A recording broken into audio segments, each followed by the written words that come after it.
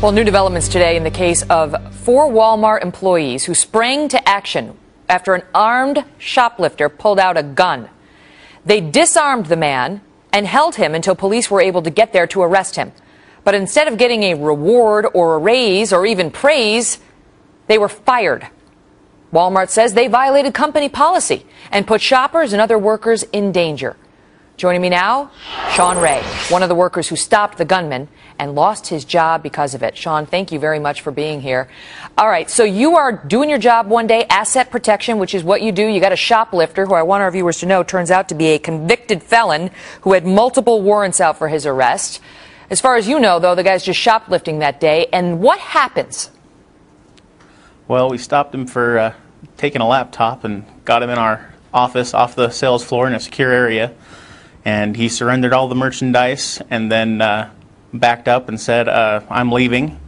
And we told him, no, just calm down. He says, I have something I've got to get rid of, assuming we all assumed it was drugs. Just asked him, please put it on the counter.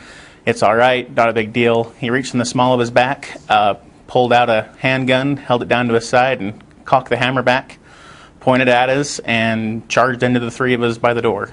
Oh, my Lord. So you guys fought back. The 4 of you fought back and managed to disarm him?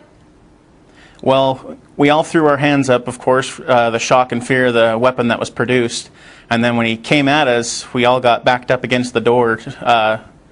And he struggled his way through us, got behind my assistant manager, Gabriel Stewart, and had his hand on his shoulder and the gun in the small of his back, and just turned around, and instead of making exit, his back was against the door. He turned and started making threats towards us, saying, don't make me do this, waving the gun around. So I grabbed his wrist and grabbed his shoulder and yanked him out from behind Gabe, and Justin Richens, another one of the asset protection officers, grabbed his right arm, the gun arm, and we spun around in a couple circles, put him up against the wall, and our asset protection coordinator, Lori Polson, reached in and grabbed the handgun and ripped it out of his hands and went back and put it in a drawer in the back of the office. Sean, did you feel your life was in danger? Absolutely. Did you feel the lives of customers in the store may potentially be in danger? Oh, yeah. It happened just before 5 o'clock, and we have a huge rush at 5 o'clock. There's hundreds of people that come in and out of the front doors, and our office is located just inside the front doors. Had he made it out the door with a loaded gun, I mean, hundreds of people standing there in the way that could have been shot. We have a great public at that store. Anybody who sees us watching somebody run or anybody run out of our office, there's a lot of airmen in this area. They'll drop their bags and their merchandise and take off across the parking lot chasing them, and they'll tackle them and hold them for the police. So by us stopping him made it so that nobody else could pursue after him and potentially get shot. Well, I know the police came and told you that you guys had done everything right and this guy was apprehended. And then you get a call from your supervisor or some Walmart corporate exec who tells you you're fired? Well, they put us on a week suspension without pay. Didn't tell us what was going on, just that all of us, we couldn't talk to each other.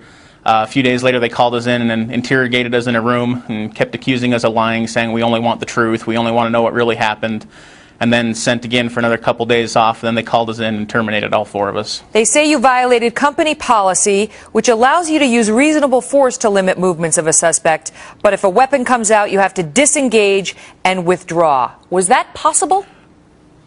Not really. And in the statement, in the policy, it also says that our #1 priority is to protect ourselves, our customers, and the suspect. And there was no way to withdraw. It happened within 20 seconds of us walking in the office.